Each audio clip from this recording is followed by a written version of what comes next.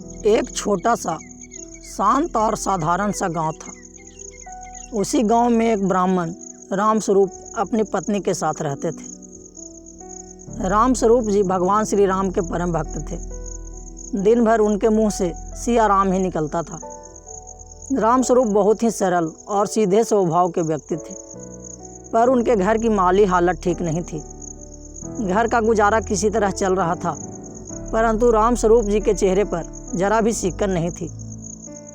उनकी भगवान के प्रति आस्था में कोई कमी नहीं आती थी, इसलिए सब लोग उनको पंडित राम भक्त कहकर ही पुकारते थे। गांव में एक बहुत ही पुराना खंडहर सा और बहुत ही छोटा सा राम मंदिर था। पंडित जी उसी मंदिर के पुजारी थे। मंदिर के बगल में ही एक छोटा सा ईंटों का बना कमरा था, वो वहीं रहते थे। दूसरी ओर उनकी पत्नी उनके बिल्कुल उलट थी, बहुत गुस्से वाली। नाम था लीलावती। बात बात पर गुस्सा करना उनका स्वभाव था। भगवान की पूजा पाठ से लीलावती का दूर दूर तक रिश्ता नहीं था, यहाँ तक कि वो कभी मंदिर में झांकती तक नहीं थी। पंडित रामस्वरूप रोज सुबह सुबह सूर्योदय से पहले ही उठ जाते और स्नान करके घंटों पूरी भक्ति भाव और श्रद्धा से भगवान की पूजा करते और फिर पत्नी से भगवान के भोग की थाली लगाने को कहते। यह उनकी रोज की दिनचर्या थी। लीलावती रोज केवल भगवान के लिए भोग बनाकर दे देती थी। इसके अलावा वो कभी मंदिर में कदम भी नहीं रखती। उसे यह भी नहीं पता था कि पंडित जी रोज किस प्रकार भगवान की पूजा करते हैं। उसे इन सब बातों से कोई दिलचस्पी नहीं थी। वो तो दिन भर घर के कामों में ही व्यस्त रहती थी। आज भी रोज की तरह रामस्वरूप ने घंटों तक पूजा की और फिर अपनी पत्नी को आवाज़ लगाई, लीलावती, ओ लीलावती, अरे भगवान के भोग की थाली तो लगा दो। कितनी देर हो रही है, भगवान कब से भूखे बैठे हैं। आई तभी लीलावती की आवाज़ आई। थोड़ी देर बाद ही लीलावती ने एक थाली मंदिर के बाहर से ही सरका दी और बोली, लो खिला दो अपने भगवान को खाना। इतना कहकर बड़बड़ाते हुए चली गई। तभी रामस्वरूप की नज़र थाली पर पड़ी। थाली में सिर्फ गुड़ और रोटी ही रखी थी। यह देख उन्हें समझते देर न लगी कि आज खाने के लिए कुछ नहीं बचा है। पंडित जी ने भगवान से हाथ जोड़कर माफ़ी मांगी और जो रूखा सूखा भोजन था उसी का भोग लगा दिया। रामस्वरूप पूजा करने के बाद जब बाहर आए तो लीलावती आंगन में झाड़ू लगा रही थी, साथ ही कुछ बड़बड़ा रही थी। अरे लीलावती, सुबह सुबह क्यों बड़बड़ा रही हो? कभी कभी भगवान का भी नाम ले लिया करो, थोड़ा पुण्य मिलेगा। रामस्वरूप पंडित ने हंसते हुए लीलावती से कहा। लीलावती लगभग चिल्लाते हुए बोली, तुम ही ले लो पुण्य, हमें नहीं चाहिए। रोज़ घंटों पूजा पाठ करते हो तो कौन सा भगवान ने तुम्हें तर दिया? घर में खाने को दाना नहीं है, जो था वो भी तुम्हारे भगवान को खिला दिया। अब खाली हवा खाकर अपना पेट भर लो। इतना सुनते ही रामस्वरूप बोले, लीलावती, तुम चिंता मत करो, भगवान पर भरोसा रखो। तुम देखना वो हमें भूखा नहीं रहने देगा। पंडित जी और उनकी पत्नी के बीच इस तरह की नोकझोंक रोज होती थी। इसी तरह उनके दिन कट रहे थे। एक बार पंडित रामस्वरूप को किसी ज़रूरी काम से 3-4 दिन के लिए दूसरे गांव जाना था। पंडित जी बहुत ही परेशान और चिंतित थे कि आखिर उनकी अनुपस्थिति में उनके भगवान का ख्याल कौन रखेगा, परंतु जाना भी जरूरी था। दूसरे दिन पंडित रामस्वरूप ने अपनी पत्नी से कहा, देखो लीलावती, मुझे ज़रूरी काम से दूसरे गांव 3-4 दिन के लिए जाना पड़ रहा है। इसी बीच तुम्हें ही मेरे भगवान का ख्याल रखना होगा। उन्होंने पत्नी को यह भी बताया कि उन्हें रोज़ कैसे भगवान का ख्याल रखना है। तुम रोज़ सुबह सबसे पहले भगवान को उठाना, उन्हें स्नान कराकर भोग लगाना और रात्रि होने पर उन्हें सुला देना। लीलावती बीच में ही टोकते हुए बोली, हाँ हाँ, मुझे सब पता है, अब जाओ, देर हो जाएगी।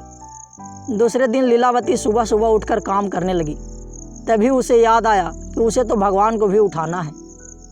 वो मंदिर के अंदर गई और बोली, उठो राम जी, भोर हो गई, जल्दी उठ जाओ, कहकर वो वापस अपने काम में लग गई। कुछ देर बाद वो फिर मंदिर में गई। उसने देखा भगवान तो अभी भी वहीं खड़े हैं। वो फिर बोली, अरे राम जी, सुनाई नहीं देता है क्या?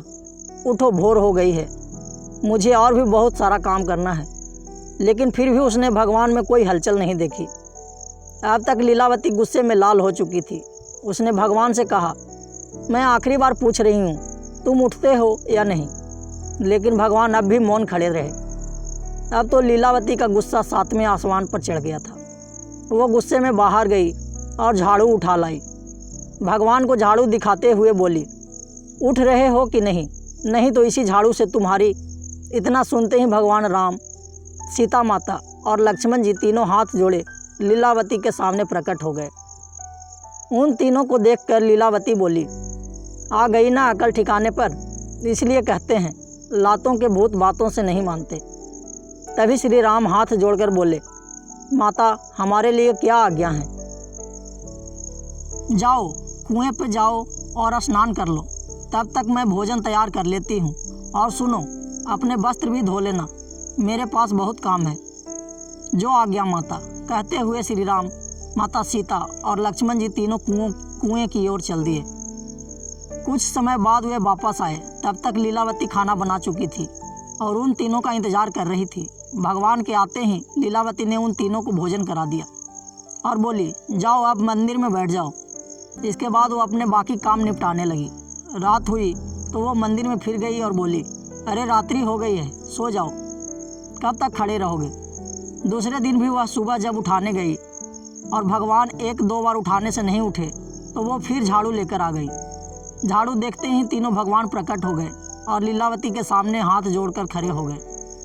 लीलावती ने फिर उन्हें स्नान के लिए कुएं पर भेजा और भोजन कराकर अपने बाकी के काम निपटाने में लग गई।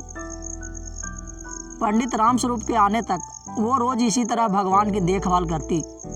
पंडित रामस्वरूप जी जब घर आए तो आते ही उन्होंने पत्नी से पूछा, लीलावती तुमने मेरे भगवान का ख्याल ठीक रखा कि नहीं? लीलावती बोली, हाँ हाँ ठीक से रखा। चाहो तो अपने भगवान से ही पूछ लेना। अच्छा तो बताओ कैसे रखा ख्याल? पंडित रामस्वरूप बोले। लीलावती ने उन्हें बताया, रोज सुबह तुम्हारे राम जी को उठाती थी। पहले दिन उठा के थक गई, पर वो तीनों उठने का नाम ही नहीं ले रहे थे। फिर मैं झाड़ू लेकर गई। जब मैंने झाड़ू दिखाकर डराया तब कहीं जाकर उठे। इतना सुनते ही रामस्वरूप चिल्ला पड़े, लीलावती ये तुम क्या कह रही हो? तुमने भगवान को झाड़ू से डराया तो क्या करती? वो मेरी बात मान ही नहीं रहे थे। यह सुनते ही पंडित रामस्वरूप सिर पकड़कर बैठ गए। लीलावती ने आगे बताया, उठाने के बाद उन्हें स्नान करने के लिए भी कुएं पर भेजती थी। उसके बाद भोजन करा देती थी और रात्रि होने पर सुला देती थी। इतना काम ही तो बोला था ना। पंडित रामस्वरूप जी लीलावती की बातें सुनकर अवाक रह गए।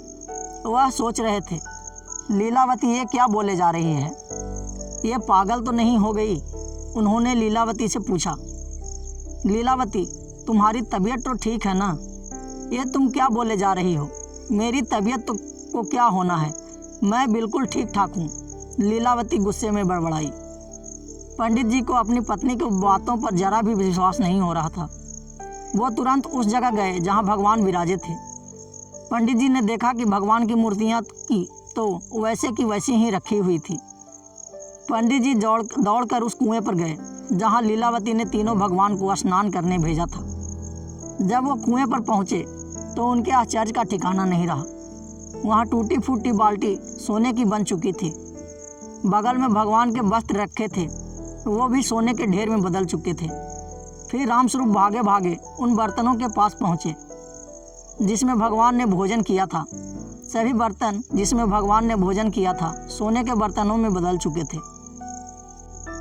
अब तक रामस्वरूप को यकीन हो चुका था कि लीलावती सही कह रही है। पंडित रामस्वरूप ने दौड़कर भगवान के चरण पकड़ लिए और रोने लगे, प्रभु मैं आपकी रोज़ घंटों पूजा करता हूँ, पर आज तक आपने मुझे कभी दर्शन नहीं दिए।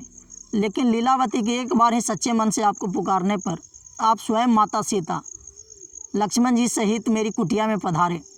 मैं धन्य हो गया भगवान, मैं धन्य हो गया। इसलिए कहते हैं भगवान सदैव निस्वार्थ और सच्ची भक्ति की ही आशा रखते हैं। लीलावती भगवान की भक्त नहीं थी, परंतु उसने जो कुछ भी किया निस्वार्थ भाव से किया, क्योंकि उसके पति उसे भगवान का ख्याल रखने को कह गए थे। और वो वही कर रही थी जो भगवान को भा गया और वो उसके समक्ष प्रकट हो गए। अतः भगवान को केवल सच्चे और निस्वार्थ भाव से पुकारो तो वे अपने भक्त की पुकार अवश्य सुनेंगे।